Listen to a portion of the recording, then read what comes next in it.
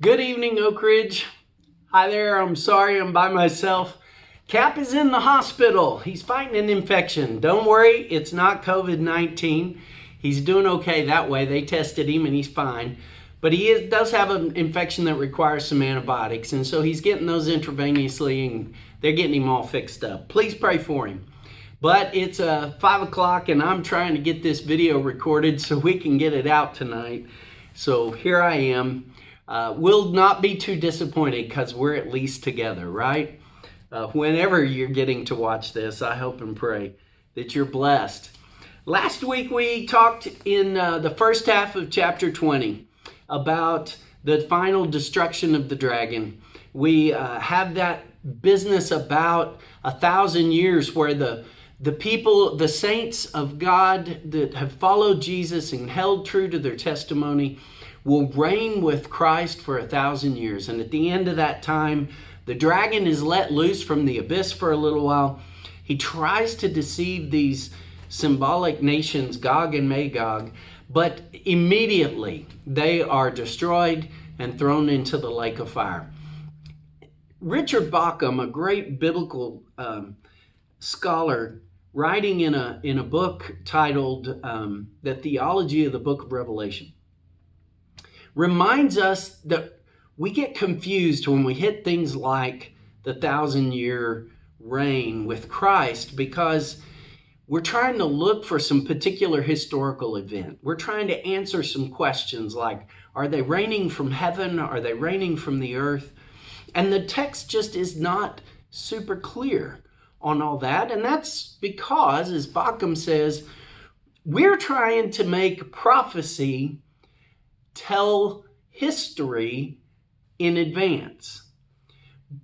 But what prophecy is actually doing, especially in the apocalypse, is communicating to us some important messages. And in this case, the message is, if we will remain true to the testimony that Jesus is Lord, not the politicians, not the emperors, not the wolves on Wall Street, not the fat cats on Madison Avenue who are telling us all the stuff we got to have, not the culture, not the things around us that the world uses to gain power or position or prestige, but rather Jesus is Lord and a life lived in service to God and fellow man.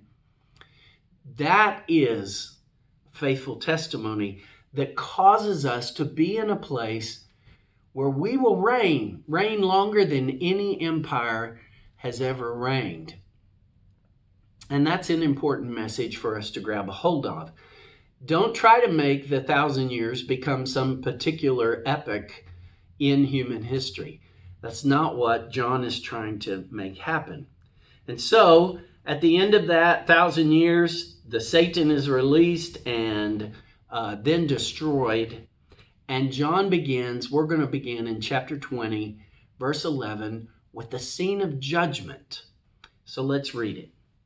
Then I saw a great white throne, and the one who sat on it. The earth and heaven fled from his presence, and no place was found for them. So I want you to picture this for just a second. The earth sprouts legs and runs away. The heaven sprouts wings and flies away. That in the presence of this great white throne, the earth and heaven fly away. Now you may think I'm being silly. In fact, the truth of the matter is I want you to stop and reflect on how you read that verse. When I said the earth and the heaven fled away, did you see a globe exploding or melting or dissolving into dust and disappearing? Did you see the stars fade out and go away, the sun and the moon? What did you see? Because the truth of the matter is, when John says this, he's not even talking about the globe the way you and I think of the globe. He's talking about the earth, the ground, the soil, the dirt, the mountains, the valleys, the hills that he lives on. the land fled away. This is certainly symbolic language because, for one, where is John standing that he sees the globe go away? And where is he seeing these things take place? Verse 12, and I saw the dead, great and small, standing before the throne, and books were opened. Also another book was opened, the book of life. And the dead were judged according to their works as recorded in the books. The dead were judged according to their works recorded in the books, not the book of life. You see, there's a conversation as we get introduced to the first beast that people are going to serve and worship and follow that first beast. All the people from every tribe, nation, language, they're all going to follow that beast as that beast gains power, except those whose names are written in the book of life. The church in Sardis in chapter 3 was told, if you will remain true and not give up your testimony, I will never remove your name from the book of life. The book of life represents those people who belong to Jesus. In chapter 7, those people are chosen out of the world and marked on their foreheads as belonging to Jesus. That marking on their forehead corresponds with their name written in the book of life. You get the imagery here. And so, there's a judgment taking place here, but it's the judgment of the dead. It's a judgment of the dead who have followed the beast. It's a judgment of the dead who have been thrown into the lake of fire. And yet, even as we read that, even as I say that, I'm going to read to you, and the sea gave up the dead that were in it. Death and Hades gave up the dead that were in them, and all were judged according to what they had done. You see, what happens when we read Revelation 20 is we kind of jump pretty quickly to this great white throne judgment that's going to happen someday at the end of time. And I'm not saying that's not going to happen, but within the story of Revelation, what John is seeing is the judging of all the dead that he has just witnessed die. And their deeds have been recorded in some books. And those books are opened and they are judged according to their deeds. But not the believers, not the witnesses, not the martyrs who have held true to their testimony, who have fulfilled their testimony by continually saying Jesus is Lord. Their names are written in the book of life. And they are given life. And that's the point of this message. You know, I think it's interesting, even we read this and we're not even thinking about how steeped it is in the culture of the time. Verse 14, then death and Hades were thrown into the lake of fire. This is the second death, the lake of fire. Now, haven't you always thought when you read death and Hades gave up the dead that were in them, haven't you always thought that maybe death and Hades, that represented hell? But we kind of think of hell as being the lake of fire. But if Hades, wait, isn't Hades the lake? You see, what happens is we bring a lot of stuff into the text. And I'm trying to encourage us to let the text tell us what are the meanings, what are the ideas behind the text. In fact, death and Hades isn't exactly what the Greek says. What it actually says is Thanatos in Hades. And Thanatos is the god of death, the god of the process of dying.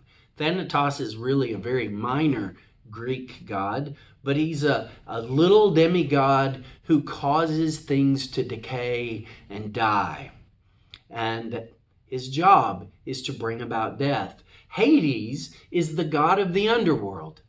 And so it's a very interesting thing here, but what John literally says is that two Greek gods give up the dead that they have control over.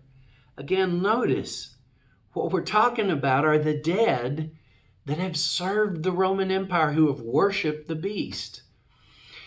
He even uses their own gods as becoming powerless to hold on to them. And they're given up and thrown into the lake of fire. This is the second death, the lake of fire. And anyone whose name was not found written in the book of life was thrown into the lake of fire. So John is trying to paint a picture for us. He's giving us this imagery coming from his vision that says to us, if your name is written in the book of life, you belong to Jesus and he will hold on to you.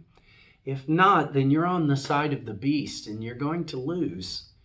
And you're going to be destroyed just as the beast is. Again, we don't want to get real caught up into what are the literal historical events that have or will someday take place.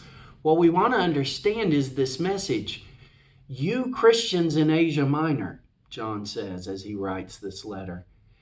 And for us reading it many years later, we too need to get this message. You have a choice. Which side are you going to be on? You may remember I said before, Randy Harris at ACU, Dr. Randy Harris is famous for saying, Revelation's message is very simple. 2 sentences. There are 2 sides in the war. Pick one. You know, there's the side of the beast and the side of the lamb. And we want to be on the side of the lamb because the lamb wins. I want to keep going on into chapter 20. I want to look at some more of what happens. We'll get through probably the first 8 verses here. Then I saw a new heaven and earth. And a new earth, I saw a new heaven and a new earth. For the first heaven and the first earth had passed away. Again, remember that little image of them running away? I saw a new heaven and a new earth.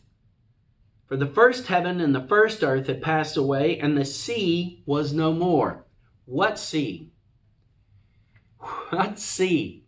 Hey, George Four, I hope you're watching. In the beginning was a heaven and the earth was formless and void, and the Spirit of God hovered over the surface of the deep. That deep, that sea, that chaos, that is no more. And I saw the holy city, the new Jerusalem, coming down out of heaven from God, prepared as a bride adorned for her husband. And I heard a loud voice from the throne saying, "See, the home of God is among mortals." This is our goal. This is the Christian's deepest longing. This is what the believers and the followers of Jesus in Asia Minor are hoping for. The home of God is among mortals. He will dwell with them. They will be his peoples, and God himself will be with them. He will wipe every tear from their eyes. Death, Thanatos, the god of death, will be no more. Mourning and crying and pain will be no more, for the first things have passed away. And the one who was seated on the throne said, "See, I am making all things new." Also he said, "Write this, for these words are trustworthy and true." Now we've only hit that phrase a few times, but I've said each time, pay attention.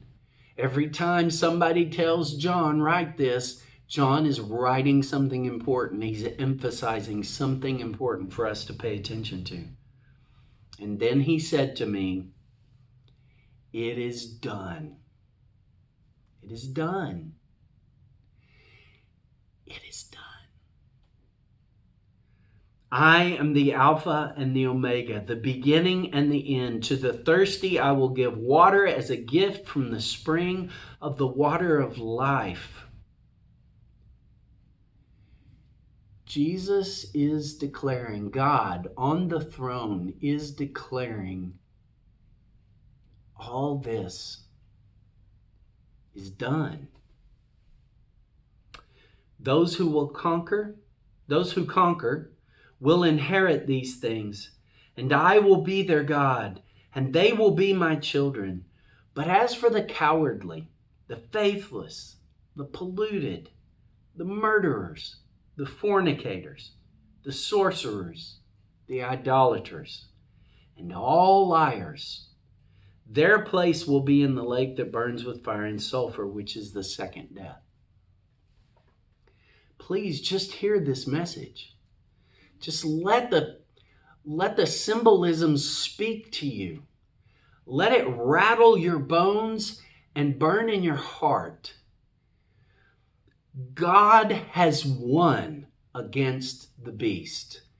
God has defeated the propaganda machine that caused the people to worship the beast.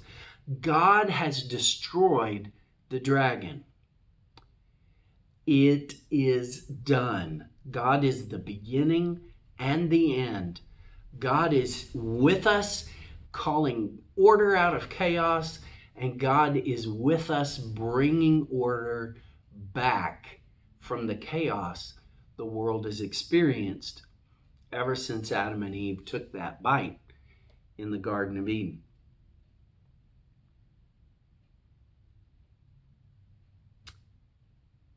I think it's really important, brothers and sisters, that we not get too caught up on trying to figure out exactly what's happening after we die.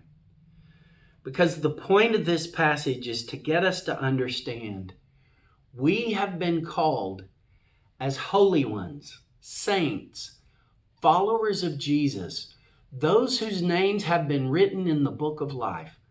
We have been called to come out from the cowardly who cave under pressure, to come out from the faithless, the polluted, the murderers, the fornicators, the sorcerers, the idolaters, and the liars. We've been called out to be different, to be the people Jesus taught us to be. We've been called out. And the encouragement is to not give up, to not give in, to not decide the whole struggle isn't worth it, but to stay faithful to Jesus. I hope and pray that you will take this imagery seriously and that you'll consider letting the call on your life bring you to live more fully in your pursuit of following Jesus. I pray that you are blessed this week, and I pray that you don't have any nightmares after this lesson. The title that I gave to this for the midweek bulletin was No Fear of Fire. You have no fear of fire because your name is written in the Lamb's Book of Life. God be with you, brothers and sisters. Amen.